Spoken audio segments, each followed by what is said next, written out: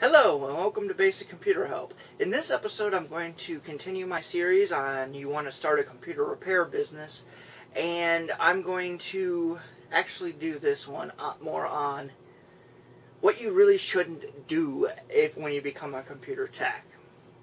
As some people know, I had a computer issue just a couple weeks ago.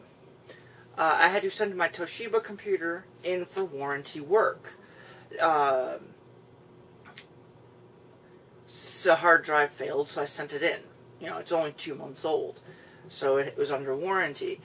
They then sent it back to me by only reinstalling the hard drive, reinstalling the operating system. The hard drive was never touched.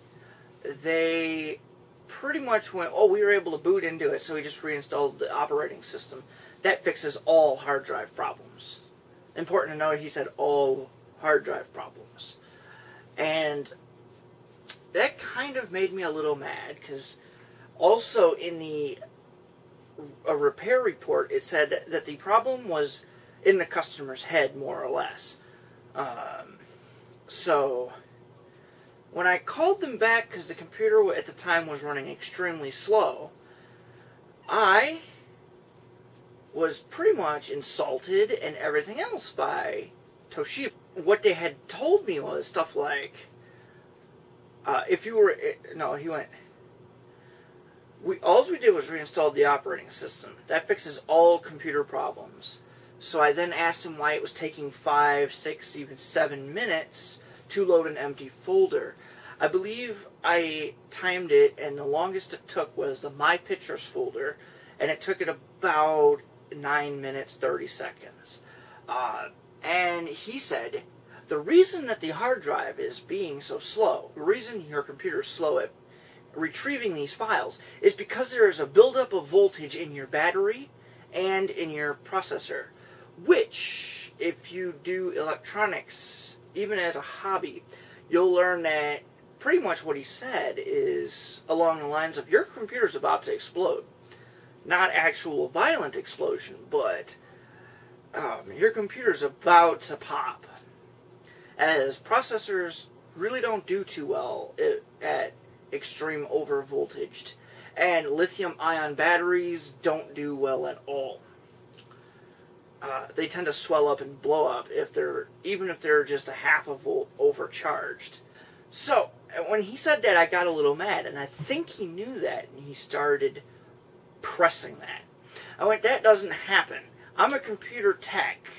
You know, that stuff shouldn't happen, especially with the amount of money I paid for the computer. And he went, at one point, he said, if you were a real computer tech, you would actually know a lot of this stuff. You would actually know what I'm saying is true. You know, the stuff he's bullshitting me the whole time. Which, of course, the second he said, if you were a real computer tech, I went irate. My blood pressure was probably super, super high. After people come walking into the room to see what I'm yelling about, I'm still on the phone with the Toshiba guy. At this point, I go, well, you know, the amount of business I send to you guys, I used to recommend Toshiba for everything. I'm not going to do that no more, and I'm not going to buy any more Toshiba products. To which the service tech said, well, guess what? That's what you have to do then. He didn't say the well, guess what part. He said, well, that's what you'll have to do then. To which I hung up the phone. I did wind up calling him a little bit later and got an actual tech. Not a tech that knows what he's talking about, but somebody who didn't fan the flames. Now, what you should never do is when you get a customer that's a little mad, or, well, you should never insult your customer at all. If you know they're not a computer tech, you don't say stuff like that. Like, I used to work in the automotive industry. One of my clients now, it works in the automotive industry. He's a mechanic. If I ever thought he wasn't a real mechanic, I would never say that. Because that kind of infuriates people, especially when it's their profession and they take pride in their profession. Like I do, actually. You know, and that's just bad etiquette square around. you know, I wound up needing to call Toshiba a total of 3 times that day to get anybody to do anything. Because the second guy pretty much just went, oh, I gotta send this up to a higher tech guy. But they're not available, so we'll have them call you back. And then we wound up hanging up. And then my computer stopped working and it couldn't read the hard drive again. So if you have really good customer service, chances are you'll be able to spread your business just by word of mouth alone.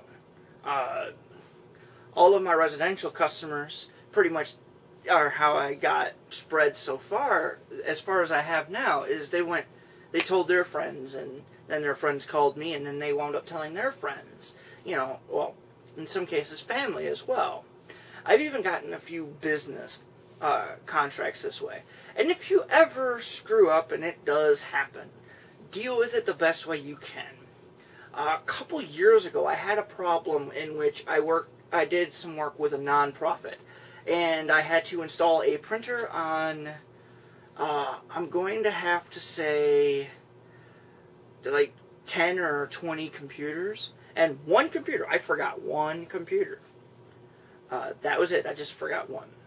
And, you know, the guy called me back, I can't get the printer to work on this particular computer, it's just this one. So when I went out there and found out I screwed up, I went, you know what? I screwed up. This is no charge. So, you know, that helped spread my business too. The nonprofit told a lot of the people they work with. I would say what nonprofit it is, but right now they're going through a name change. I'll see what their new name will be if they change it or whatever it is, and then I'll probably make a video on it. So I hope this helped you, and you can know not to make a customer irate. I can't recommend Toshiba right now just based on the fact of how hard it was for me to get warranty work done. The fact that I was insulted when I had to have warranty work done. If you ever insult your customers, pretty much just guarantee they'll never spread your business. You're going to have to pay to have ads put into papers. You're going to have to pay for Google AdWords. You're going to have to pay to put signs up. You're going to have to... Meanwhile, for me, in the last several years, just on word of mouth, by having good customer service, I have managed to spread my business, and I'm working on doing other things to spread it even further. So, yeah, I hope this taught you some things, okay? Alright. So until next time, have a nice day.